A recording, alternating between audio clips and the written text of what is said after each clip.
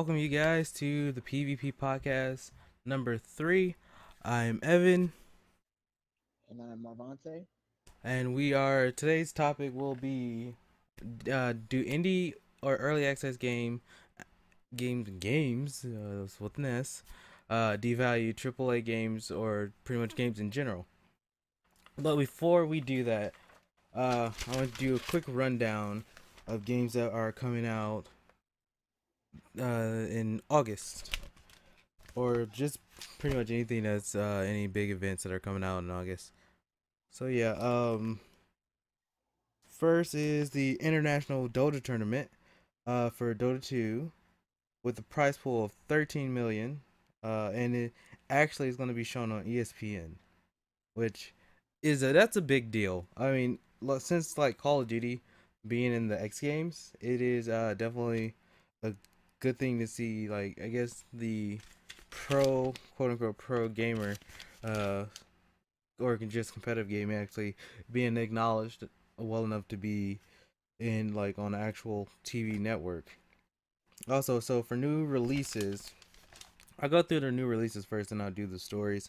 New releases August 4th is Iterin Odyssey Untold 2, the Fafnir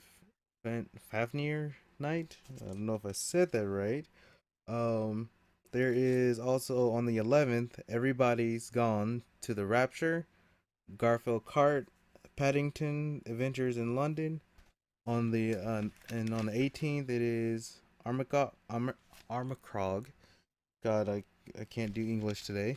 For the 21st, it is LBX Little Baller's Experience for the 3DS, Risen 3, the Enhanced Edition. I remember this was on. I think this is already on Xbox One. And then we have for the 25th, we have Madden and NFL 16, and also Until Dawn. So yeah, that's all for game releases. Now, there's also Gamescom, that's held in Cologne, Germany. That's on the 5th of August. Then on the 6th is Salt Lake City Con. So there's no one that can go to both because I believe they're 3 days apiece. So yeah, and then Fantastic Four, I believe, comes out on August 7th, which is interesting. So we got a lot of big things coming out next month. A lot to look forward to, and and on the 21st of August we have Hitman, Agent 47. So is that? I guess that's a new movie. They're putting another movie out. I guess I didn't hear about it, but okay. Um, and there also is PAX Prime is on the 28th. I'm pretty sure that the tickets have been past sold out. So, um, if this was your way of finding out about PAX Prime, I am sorry, but I'm pretty sure all the tickets are sold out. So yeah, let's get back into the topic. Like I said, do indie or early access games pretty much ruin things for AAA or big developers?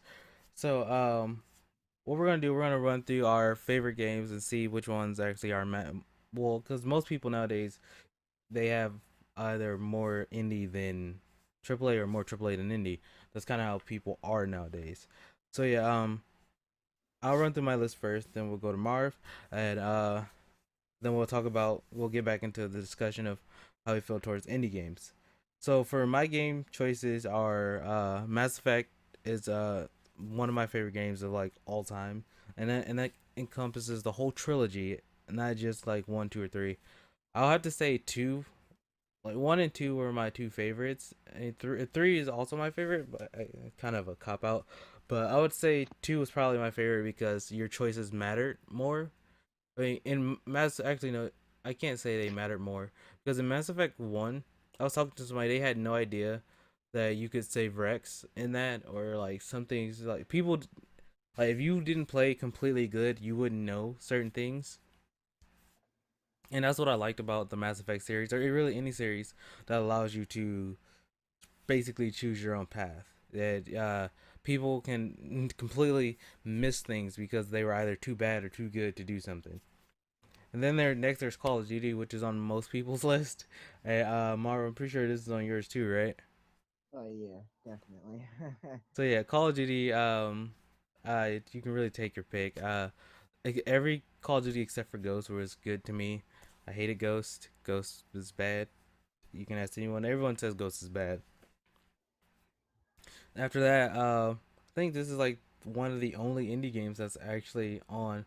Well, actually, no. This one and Minecraft are my two indie games that I can think of right now. Not like, and these games are in no particular order. But Binding of Isaac it's an indie game. Uh, and it's a pretty fair price. This game, I think, at its full price, it was somewhere between 14 and $20, and now you can get it for, I want to say, 14 or $9. It's like between those two, and I believe today, either it was today or sometime this week, they released the DLC for it. Yeah, it's either gonna be this week or next week. They released the DLC for Afterbirth, and they will be releasing it on Xbox One. It's already on PS4, but if you have an Xbox One and you want to play Binding of Isaac, it comes out. If it hasn't already come out this week, it'll come out next week. And the deal just in time for the new DLC, which is called Afterbirth, which adds a lot more to the game. And I don't know how much it costs or if it's free. I don't think it's free because Binding of Isaac Rebirth did not. I believe it was two separate things. But yeah, but that included. I don't know how it works. I never had to buy DLC for the game. I kind of just I came in late. So yeah, Binding of Isaac. Minecraft is also a favorite of mine. I always play Minecraft to kill time. That's what it has always done for me. Me and like my friends would like play in there for like hours, and I could still like there's like people I know like right now on my friends list that if they were on like, hey, you want to play Minecraft? And they're like, sure, no problem. Then also another one of my favorite games is Dark Souls, and that's all of them, or like any Souls related game or any FromSoft game that has to do with Souls. So that's Demon Souls, Dark Souls 1 and 2 and 3. Three's not out yet though, and Bloodborne. So that's 4, 5. That's like 5 games, or yeah, that's 5 games that are encompassed under one thing. So yeah, then there's Battlefield, there's Dead Space. That's every Battlefield, every Dead Space. They're all really good games. I played all of them. Yeah, I played all Battlefield except for the original Battlefield. I played everything from Battlefield 2 up. Um, there is Batman Arkham. Well, I just put Batman Arkham for just for the sake of it, because again, all of them pretty much Arkham in it. So except for Batman Origins, I never played Batman Origins, but all the Arkham games I played the first two. I haven't played the new one yet. Haven't had time to play it because I'm super busy, but I do want to play it. Even though I've seen the all of it, I still play it anyway. The Witcher, and I've said it on my channel before. I've played all 3 games, but I've never beat any of them. So I'm trying to break that trend with Witcher 3. That's kind of why I put it on my channel, so I can like finally beat one and say yes, I beat a Witcher game. Because I played all 3 of them, and the second one I got the furthest of. Actually, all of them. Actually, I got the furthest in the second one. I was like halfway done with the game. So yeah, there is, and yeah, now there's MLB The Show. That was like one of the only sports games I really play. Now I'm not gonna say I'm not the biggest fan of sports games, but it's just not the like I don't play a lot of them. That's not, so yeah. MLB The Show. I had played MLB The Show. I want to say 2K13, or no, it's not 2K. It's just I play MLB 14 and 13. I have 14 right now too. So yeah, and so for our I got 2 retro games too. So Legend of Zelda: Ocarina of Time, um, one of my favorite games. Well, but again, I just put Zelda. I like all Zelda games. I played most of them. I played even the remakes, like from like the old generation. I played that too. And last but not least, not least, Halo, the any of them, pick one, they're great. Never played two. Again, I said this last week, I believe, on the podcast. Is I should just get the Master Chief Collection and play it, so I can finally get Halo 2 under my belt. So yeah, that's it for my list. What about you, Marv? Um, man, your list is incredible. Super long. And So yeah, if by incredible you mean super long, as in why did I take but so much time? really, really power hitting titles you hit there. But uh, one of my one of my games that I wanted to start off with was this one is probably very old. For those of you that uh were back in the 1990s or Nintendo players, Nintendo 64 players. One of them was James 007, GoldenEye. Oh That yeah, I remember that. the reason being, I love that game so much was because I would go over a couple friends. I would go over a friend's house, and we would all just play the multiplayer, and we would all have the different guns, and then there would be that one person with the golden gun just cheating, just shooting, shoot the rest of us with one shot, and I always enjoyed those moments, and and then the storyline of it, it was it it wasn't too interesting, but it was interesting enough for me to play it. So, but I really missed it, and if I could, I mean, I would run up to gamers and buy another Nintendo. Again, I like I would told do you, I believe I told you this yesterday, is I still have a Nintendo 64 upstairs right now, and it that. still works. But the funny part is, if you still wanted to play that game, pretty sure there's like a million things on PC that'll let you play it. I forgot what they're called. Emulators, yeah. There's probably some emulators. Like if you want to play it on PC, you plug in your controller. You'll probably you can probably find one. Right, yeah. So that was one of them. Another one was I really enjoyed was playing Midnight Club, Oh man, the yeah, I racing remember that game. that that racing game. I got I got started on it when I was playing. I think I was on original Xbox or PS2, but I started playing it. I really got into it because if any of you played it, you can customize your car however you want. Have any color, and your license plate could say whatever as long as it was within the confines of the little five letter, I don't know, however you want it, character. And then you can put neon lights under your car, and you can have like different kinds of spoilers and your rims. Oh man, could be like all sorts of different stuff, and change the color of it, and then you go out and race different cars. And it was really amazing. And, I had it on PSP for a while too, and then I just fell in love with it. So yeah, that game was pretty awesome. Another game would be Super Smash Brothers Brawl.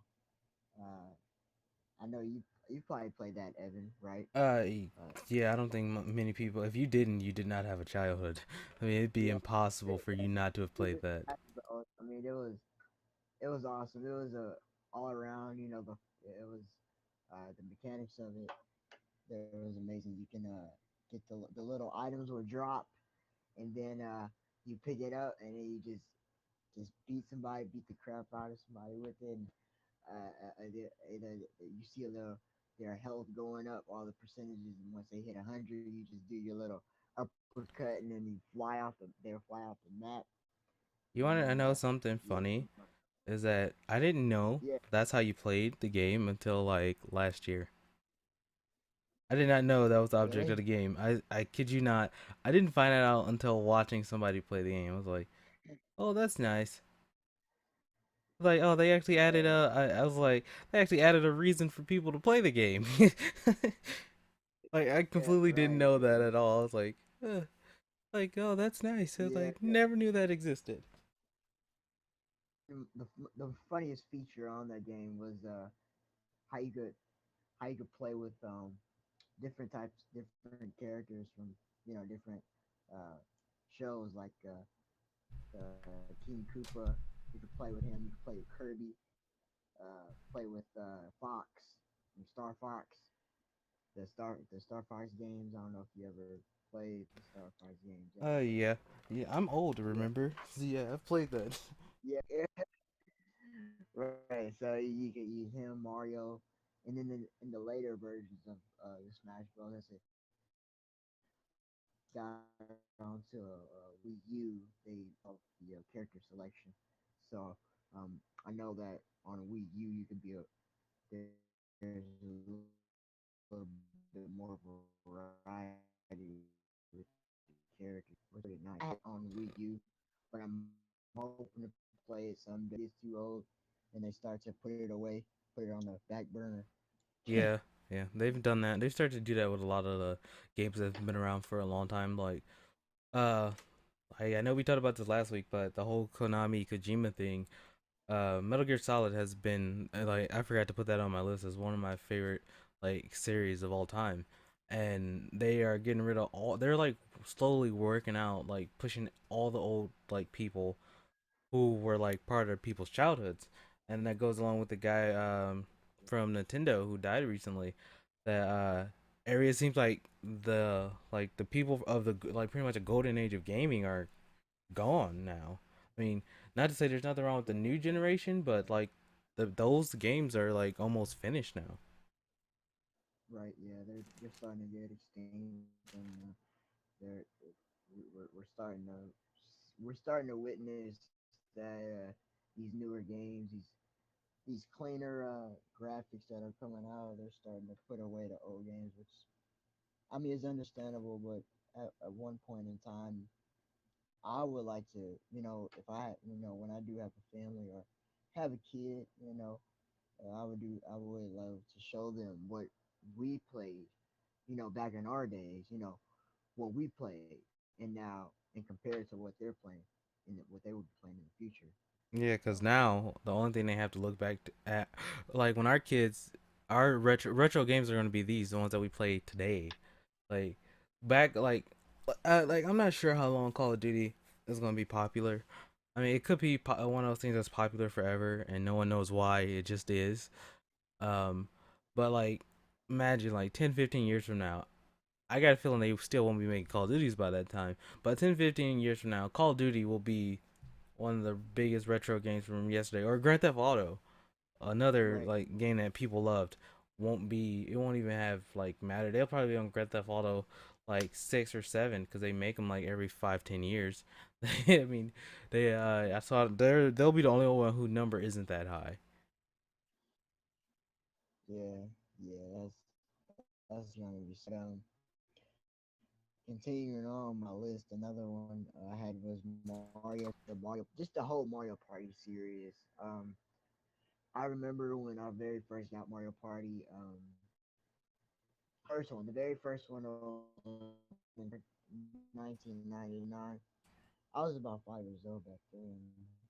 Which one is the fact that you can remember you played Mario Party that it made that Yeah, big of an impact on you at 5 years old? That's it, amazing. because because it really did because Nintendo 64 was it was my first actual game system. Like it wasn't a handheld. It was like something I could hook up and like play it on the screen. So and it was mine.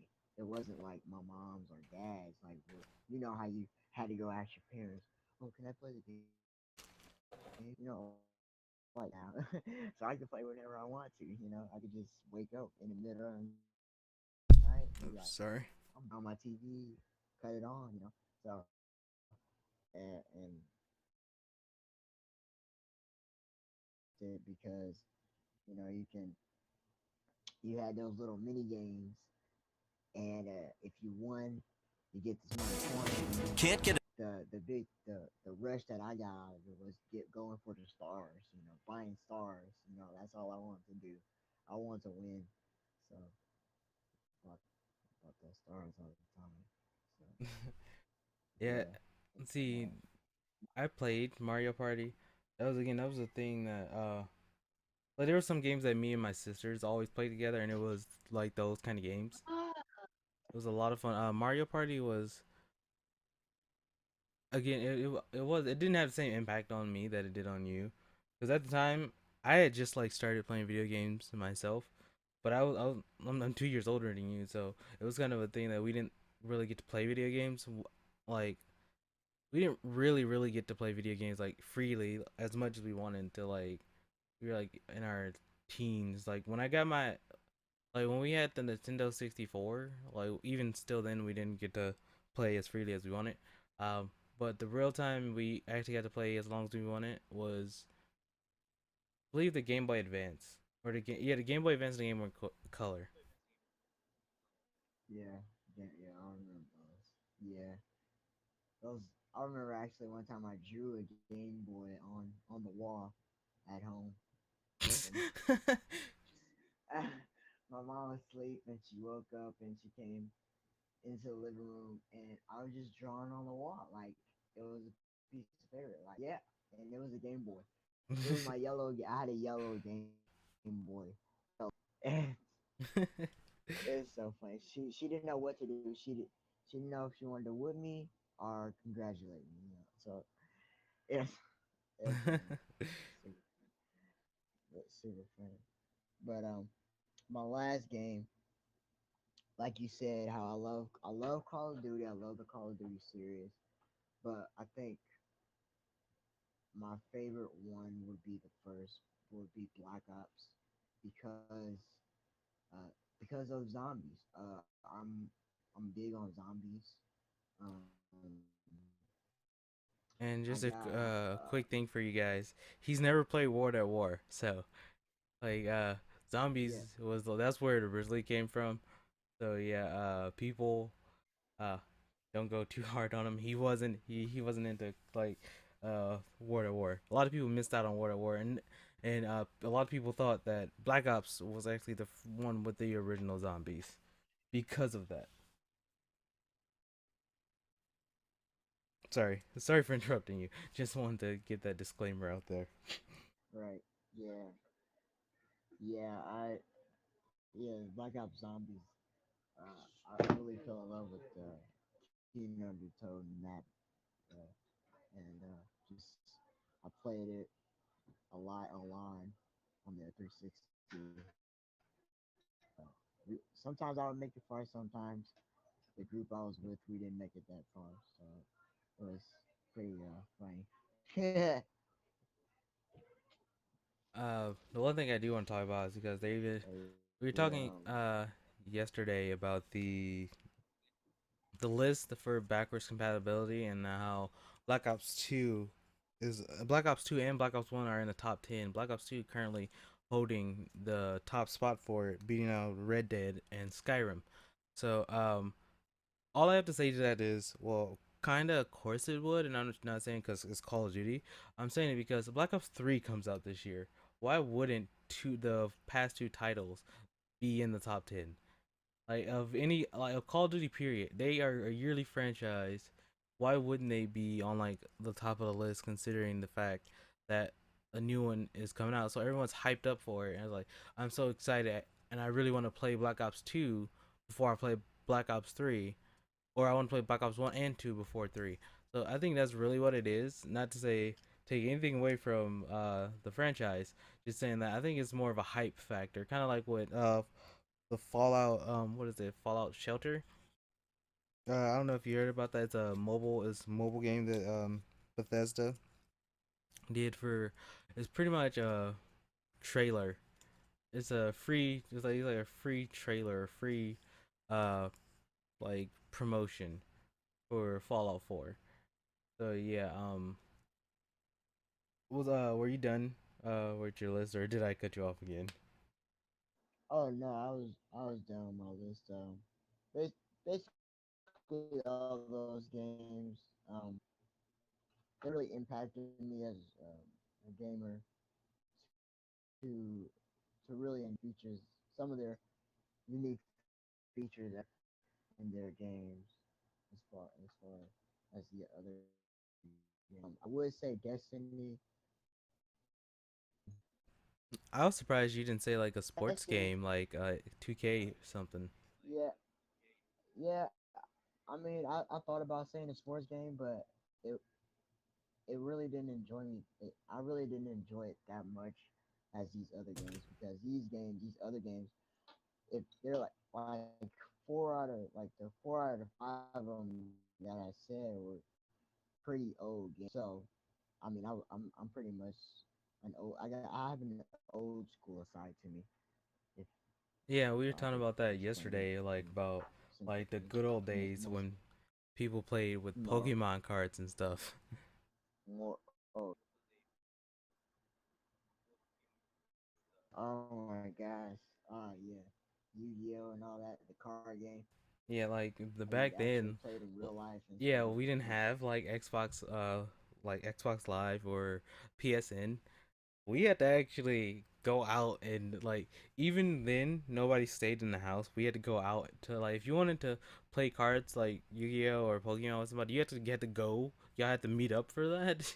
So yeah, this generation uh has it a lot easier because you now you right. can play with people. Like I'm gonna sound hella old for this. You can play with people around the world now, like just by pressing the button. And I think that like stuff like that, like the accessibility is kind of what like not again not to sound like one of those old people or hypocritical. It kind of killed the whole going outside thing. Like when things became super accessible, like if you got to play with people from like home consoles weren't all that great back in the day. So you still were encouraged to go outside. Like you could play a game for like an hour. Like okay, that was fun. I'm gonna go outside and do something better. But yeah, it was a lot has like changed since like well the 90s, which is when I actually grew up. Actually, the 90s and the early 2000s, like technology made a big leap forward for gaming in like mid 2000s, like with the Xbox. Well, actually, yeah, the Xbox, the PS2, and the Yes, really. they changed things and pretty much made people stay inside and play video games.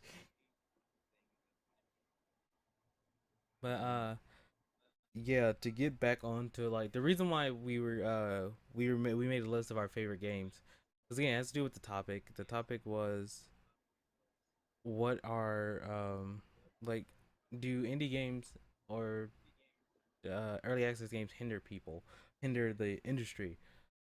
To me, the reason why I wanted to put this topic up is I think yes, because a lot of people will say nowadays that the industry is like games are too pricey compared to like stuff that's on Steam with the early access stuff, and I can completely understand that.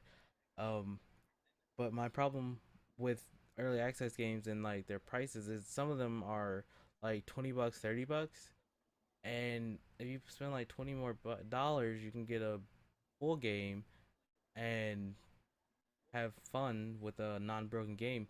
But it also distorted the way like how people put out games. So for I used Halo the Master Chief Collection. I believe that was like a full retail game, full with retail prices. Is it was broken, and again that's has to do with the like early access indie games, and with having the internet and how accessibility, like I was saying, it actually has hindered the market itself. That now people can put out broken games and say, "Oh, we'll fix it later. We'll put a patch out." So to me, yes, it's 100% does affect us and the our gaming experiences because now people feel like they can get away with putting out half done games or broken games, and then it also starts the debate for pre-orders, which the way people view pre-orders is actually incorrect. People view pre-orders as the enemy. Like if you pre-order, it lets them put out broken games, but that is not true. What a pre-order really does is it kind of pays for marketing. That's to tell you the truth. That's pretty much what it does. It does like marketing and promo stuff, and not to talk about the Call of Duty players. They got they. I saw the Juggernaut X Call of Duty thing, and anyway, bought it. I feel sorry for you because you kind of got ripped off. Uh, might catch some hate for that, but I feel like they kind of did because the refrigerator, which everyone should have known that it's kind of tiny. Like I won't say it's more than like a foot and a half tall. From and this is what I saw. I believe they showed it at Comic Con. I think that's where I saw it from, and it wasn't that big. So for those who are actually like trying gonna buy that, I for like some reason I I wouldn't get it. It's not. It's one of those gimmicky things because you're gonna spend like $100, $200 on that, and that teeny tiny refrigerator. Again, that's from what I've seen. That's what I saw.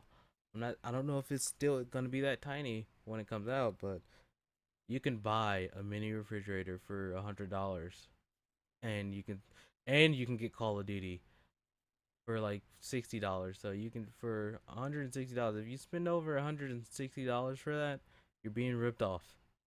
It's just that's just what it is. Um, Marv, what do you think about any games that are early access games? Uh, I my relationship with indie games isn't that strong. Um, but I do think some of the mainstream games can hinder those little games if they are do have good good features and good qualities to that game. And we spend all this money for these big corporation games that they continually mess them up. We continue to pour out money into their business, and there's these other games that aren't really well known, and they're doing a good job at it. And I think that maybe sometimes we should shift our focus to other other developers See, I instead can of the agree with that mainstream. because there are a lot of indie unknown people that have made a lot of great games. Like I was talking about earlier, Minecraft. Minecraft was an indie game.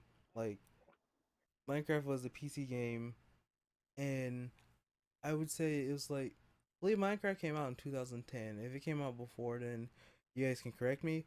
Uh, but that's when I started playing Minecraft, and it had the bare minimum. But it was still a fun game to like build and create stuff with. And now they're actually putting it in classrooms, to like teach kids how to build stuff, which is awesome. Because that's kind of what you in always what you like dreamed of as a kid is to have video games in school, and now you get to play something that you can actually kind of learn structuring from. And speaking as somebody, well, both of us having background in architecture, I mean that like if we when we were younger, and the things I said this almost every day in our class in our architecture courses, is that what they should do is just give us Minecraft for like 2 hours for our final project, and we build something. And I was thinking like the like just to see the level of creativity, like that should be like a project you have for. I mean, I guess you wouldn't do it for college, but it would be an awesome thing because a lot of people don't know what Minecraft is, and it is a great way for exposure and to like because in architecture they say it's like a blending of science and creativity. And I know Minecraft doesn't always have like the physics there, which is probably why they won't do it for real architect programs, is that there's no physics, and that's what architecture is based in reality. Even the ones in video games, like the buildings you see, is still based in reality. So yeah, I've always thought it'd be fun to have like Minecraft, but there are other games like the people who made Binding of Isaac is a game that's been on my channel, and our other person that does our podcast with us, Devin, has it on his channel too. And like I was saying, it is there's the it'll is moving over to console now, and again it's on PS4 and will be on Xbox One I think by the end of this month, which is a week. So yeah,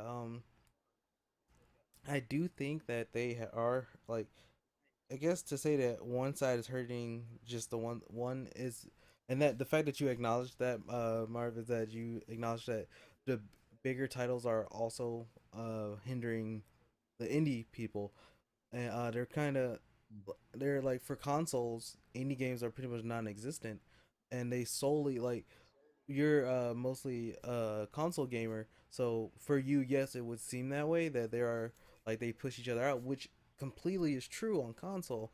But again, like I was saying, on Steam, it's one big mess of early access and indie games.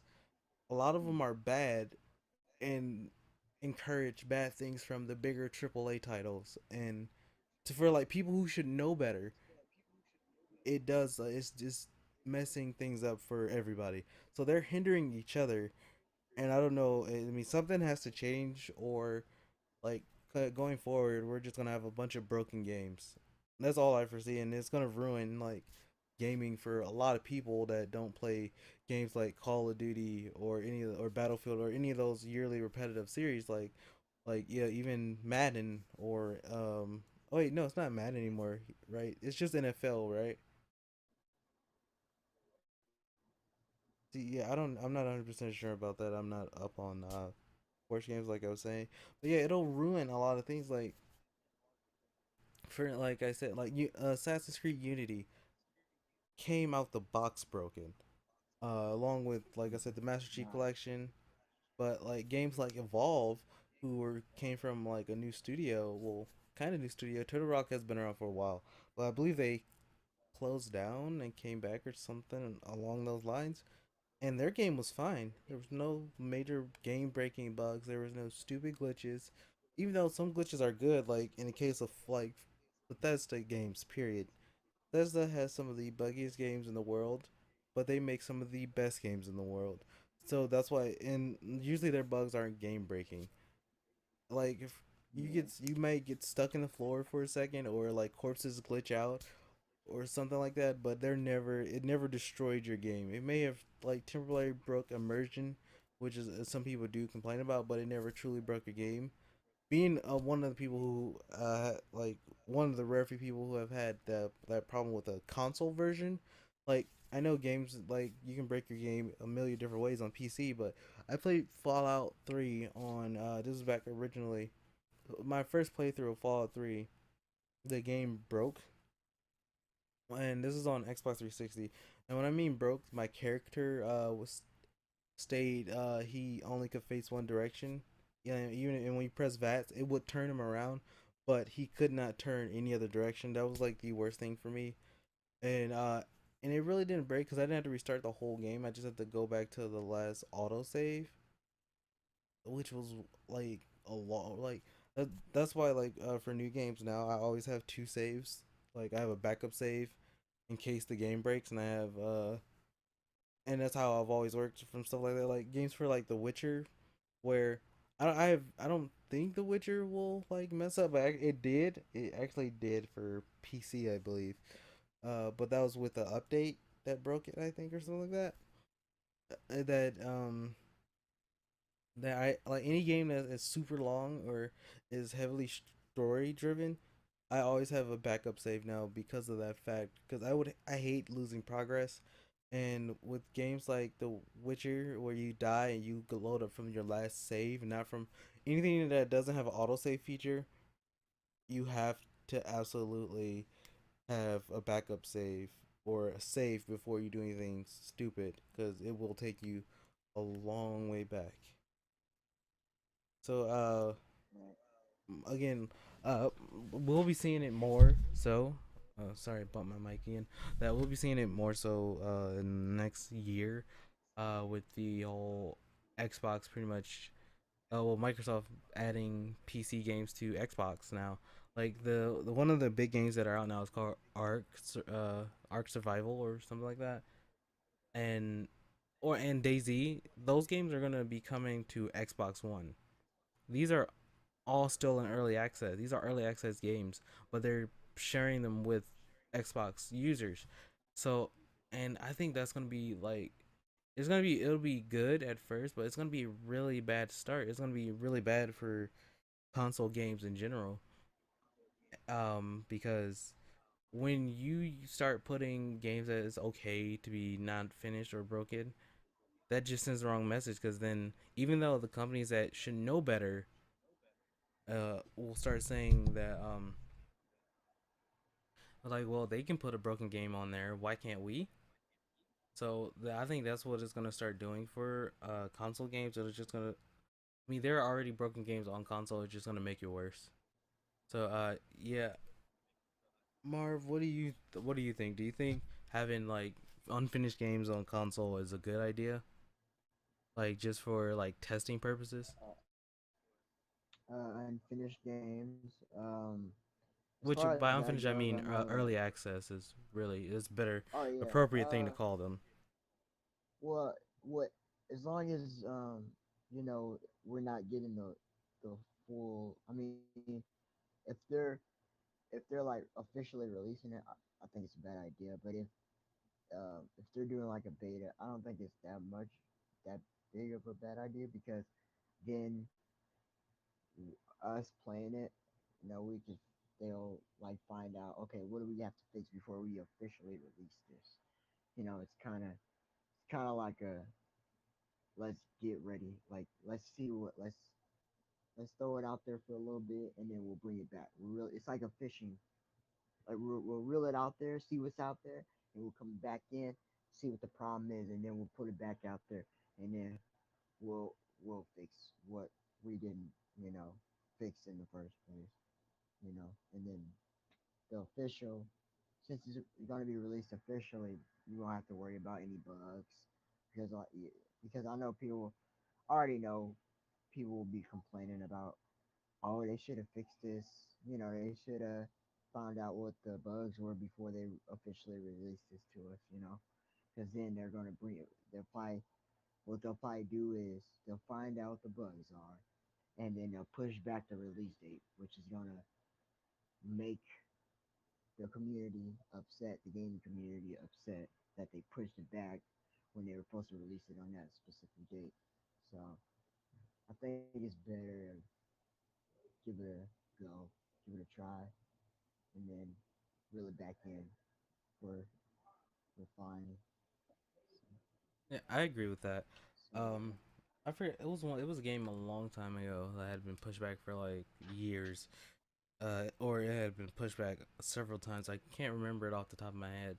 It was a game that I had been waiting for. I know Evolve was one of those games. Evolve was a game that it had been at like E3 2 years ago, and uh, for it was like okay, it was at E3 last year, and it was also like what people didn't know. It was a small thing of it at E3 the year before that. I want to say, um, and it was a game that had got delayed. And there's another game that I was super excited about that got pushed back even after that too. So another thing that I agree that there's always going to be a good benefit to basically live beta testing. But I don't think they should accept money for it as is. Like I mean, I know the money is to advance the like they might need extra funding, but you making people pay $20 and then maybe they still might have to pay full price for the game after it comes out, I feel is really unfair. It's kind of like with the Kickstarter that everybody's been talking about, Shinmu 3, which again they didn't need the money because it was really Sony gauging how much they wanted, how much people wanted it.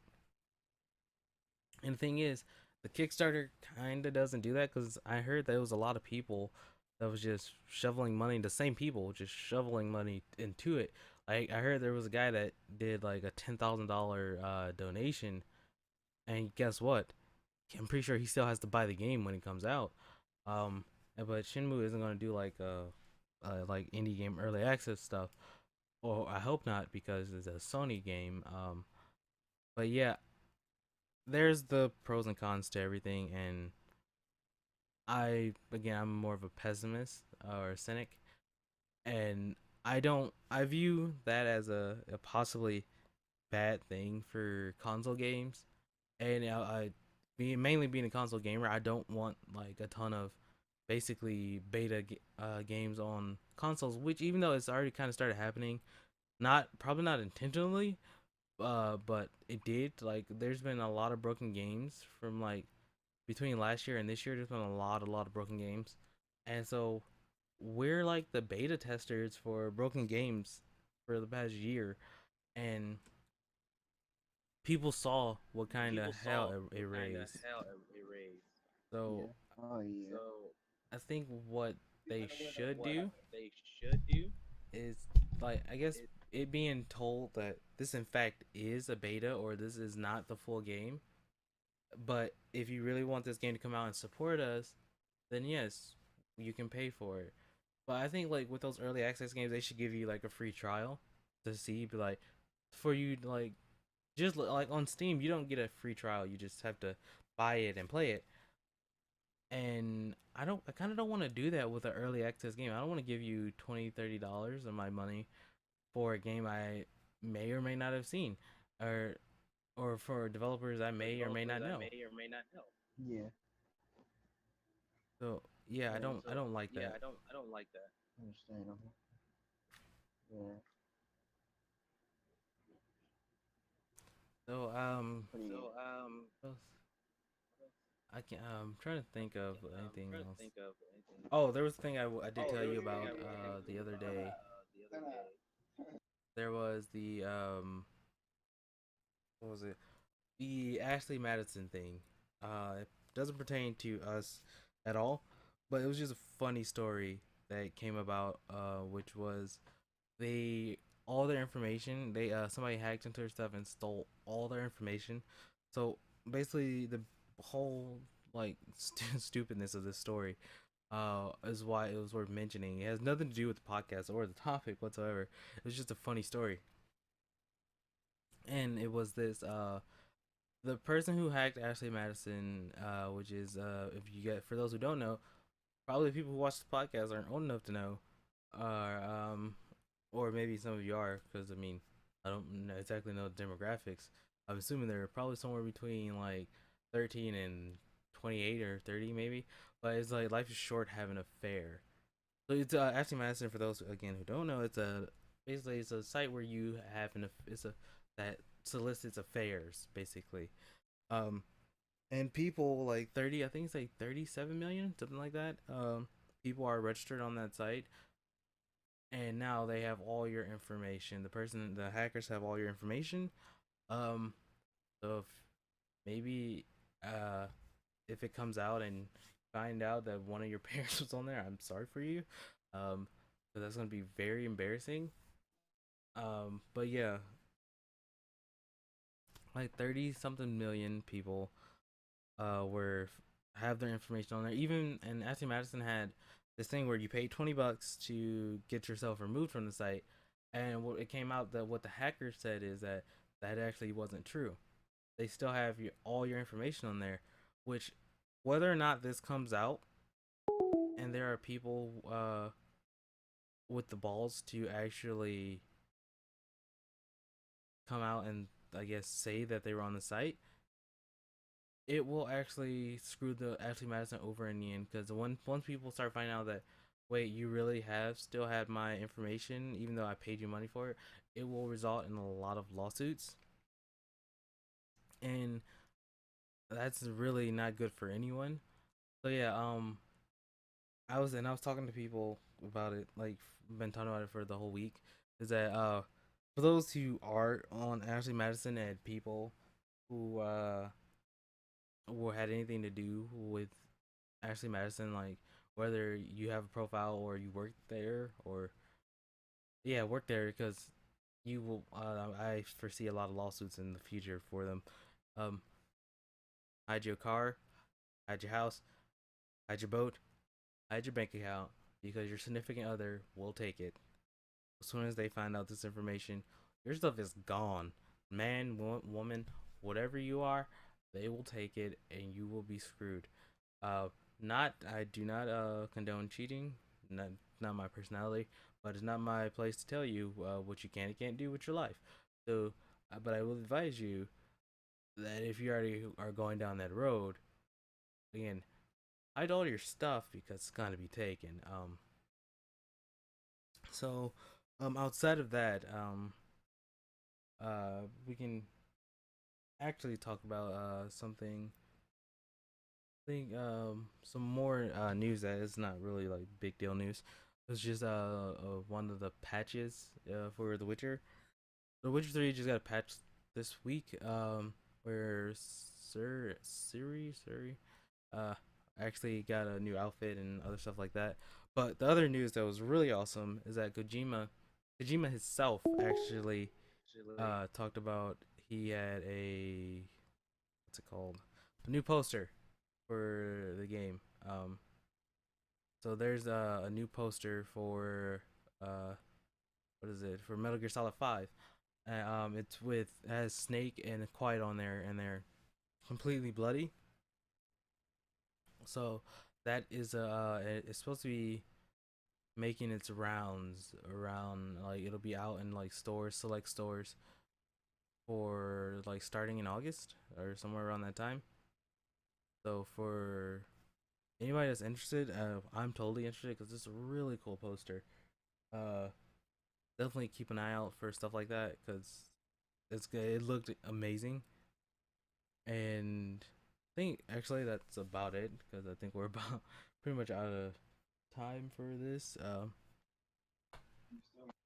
I can't think of really anything else to talk about, but I think. Oh, another thing. I think we talked about this last week. Satoru Iwata, the CEO of Nintendo. The status of that is he actually there are two people now, the interims, like CEOs or people who control Nintendo. I I feel bad for forgetting his name, but I guess it kind of wasn't a story that was going to be on today. Was that the like it was like the guy that was always in the commercials with him. It was like the other guy that everybody knows in Nintendo. I forgot his name.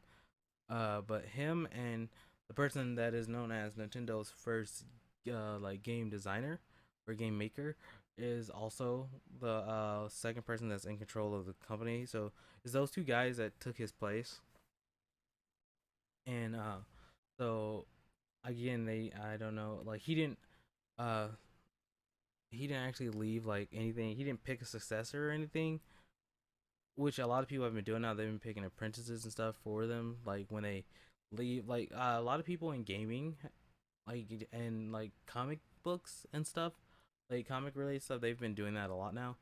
Uh, but Iwata actually didn't. He actually didn't leave really much anything. But and one thing that I did find out recently that he had like over 4,000 people go to his funeral, and that was not just people from Japan. It was people from like all over the world came to his funeral, and I thought that was really amazing. That like this guy had such an impact that I mean like pretty sure quite a bit of it was employees from Nintendo, but I'm pretty sure they couldn't let everyone from Nintendo in. There's a lot of people. But I'm pretty sure they may have had separate funerals for family, friends, and like the public, because he was that kind of person, or he was that big of a figure for stuff like that. And yeah, it was like 4,000 people from like all over came to actually see him, which was really amazing. And yeah, he died really young. 55 is a really is. I mean, even though he was older, that's still too young to die. From stuff like that. Like at that age, you can never say it's natural causes, which for him it wasn't. It was cancer. It was like not kidney, but like gallbladder, liver, something, because it was in like his ducts, which I believe is gallbladder. So it was like a form of cancer that is what killed him. But again, as I said last time, for last week, uh, I wish his family well, and I wish Nintendo well for moving forward, because and he was such a big person there. He had such a great impact. And you know the funny part is the story I heard over like the week since we did our recording is that like his first like days there, somebody said to him that while he was there, like I believe it was like the first day, like a person walked up to him that worked there, that if you do anything with your life, like at least the least you can do with your life is make a good game. Like before you die, at least make one good game. I'm like, man, that's kind of messed up for like It's just like Japan is that hardcore about like work and stuff that they just straight up said if you don't do none, at least do something with your life. Basically, that's kind of screwed up to say to somebody. So yeah, that's really interesting. Um, and it's kind of messed up. Again, it's kind of messed up for people to talk to somebody like that. But yeah, I'm out of stories for today because again we've covered everything that's coming out in August, and like I said, I'll do another rundown for you guys real quick. Well, for the events in August that I'm pretty sure you guys are looking forward to because I'm looking forward to them. I'm probably watching on Twitch. There's PAX Prime that's on the 28th of August, and there is the International Dota 2 tournament, which is the third. That may or may not be on Twitch. And there's Gamescom and Salt Lake Gaming Con. Those are like the big events for next month. Hmm. Nice. Hey, guys. So, um, so yeah. Also, for again, I was telling Marv that I had already picked out for next month what is our next theme, and I would like to hear like your guys' thoughts, both you guys that are in the chat with me and the people who watch the video or the podcast. Is do you think that Disney ruined Marvel movies? To me, I'm gonna say yes, uh, because they use the same formula over and over again, which is basically a trailer of every other movie they set you up for, and it's kind of a slow thing, but we will talk about more of that next week. Any closing thoughts, Marv? Uh, no, not at this moment, but I'll probably have some for next week. I'll probably have, yeah, I'll probably have some new things for next week along with the new content.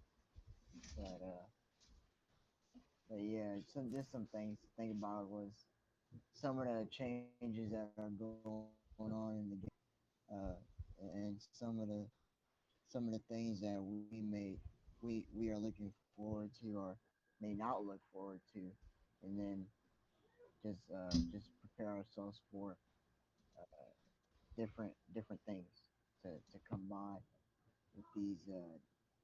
with these newer gaming developers and things. So, Oh, okay. All right. So Devin, I was telling, we actually went over our like favorite games. Would you happen to have or know them off like top of your head? Would be your five favorite games like before we go? Oh, uh, I know a few of my favorite games. There's Halo 2, as Super Smash Bros. Melee, and Star Wars Battlefront 2. I completely forgot about that when I did my list. What was one other? There was one other game I really liked. Crap, I forget what it was. I believe you said you like Final Fantasy VII, right? Oh yeah, Final Fantasy 7. It's not my favorite. My favorite Final Fantasy is actually Final Fantasy 6. Really? I, again, never played anything before 10. Hmm. Yeah, well, 6 is pretty good, and the story and everything is pretty interesting. It's a it's one of the 2D ones, so that's one of them. Oh, okay. At the Oh, moment, that's all I can think of, really. all right. Also, then we'll just get a quick opinion for what you think of because our subject was do you think that indie games or early access games because you're also a PC game player, um, do you think that they are hurting like the AAA like or devaluing the game like AAA titles in general because of like they actually do make people pay for early access games? I don't think it's it's doing. I don't think it's like defacing gaming or whatever. I don't think it's completely bad, but I do believe that um, there were some problems with early access games because, admittedly, they make you pay for them, but like a lot of early access games are like just crap. Admittedly, there can be some good ones, but like there needs to be more like thought into what goes into early access, I guess. Okay, so yeah, that's what that was similar to what we were saying. That I like, even though like people don't, like, I guess, talk about early access games as much, like in a bad kind of way, because again, they're early access and people know that going in, so they're not as super hardcore about it. But the reason why it was like so important to me, or like I brought up the topic, is that people talk about how like Destiny is overpriced, and to them I sort of agree.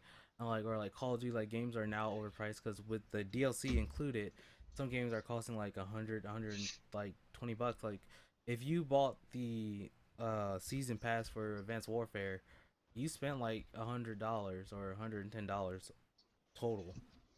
And yeah, for some people that would be like, oh, that's way overvaluing what the game is worth, or like, or maybe it should just come with it. So yeah, that's what I Uh, was saying. That's why I brought it up. yeah, about people saying like all that crap is overpriced. I really do agree because I've always been like stingy on what on like topics like that, on like early access and even stuff like DLC. I've always been like kind of stingy on what I think is worth paying extra for, or like what early access games are worth paying to get early access for. Yeah, and I was telling Marv that a lot of like Microsoft are, they're starting to put like those early access games that are on Steam, like Ark. You have you heard of Ark? Like Ark Survival? Oh yeah, yeah, I Yeah, have. that, and like it's like the zombie game. I forgot I mentioned it earlier. That game, those games are gonna start going into Xbox One. Like when, like, I believe with the whole Windows 10 thing, they're gonna start incorporating like PC games like that they can into like console gaming. And I was saying that I don't think that's really the best for console gamers, because they'll open the floodgates to a ton of broken games, and to stuff that completely console gamers aren't used to, and it may just have a negative effect on like console gaming in general. Yeah, yeah, I can see your point there, but it, only time will tell, really. Yeah, definitely. Also, sorry it was late.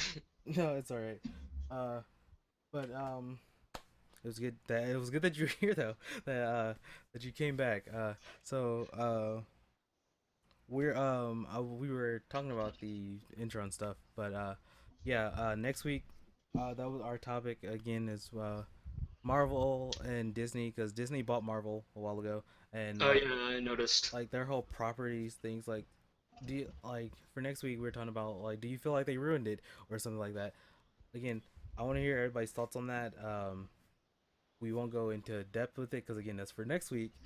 But yeah, I hope you guys did enjoy this podcast, and we will be back next week with that. And also, I apologize for the lateness of the video podcast. Got put out today, which is Friday. I thought I uploaded it, but I didn't. Apparently, it was set to private. So yeah, definitely we'll be trying to make sure that everything is out when it's supposed to be, because it's supposed to come out Monday. So yeah, I hope you guys enjoyed the podcast. I will see you guys next time. Peace.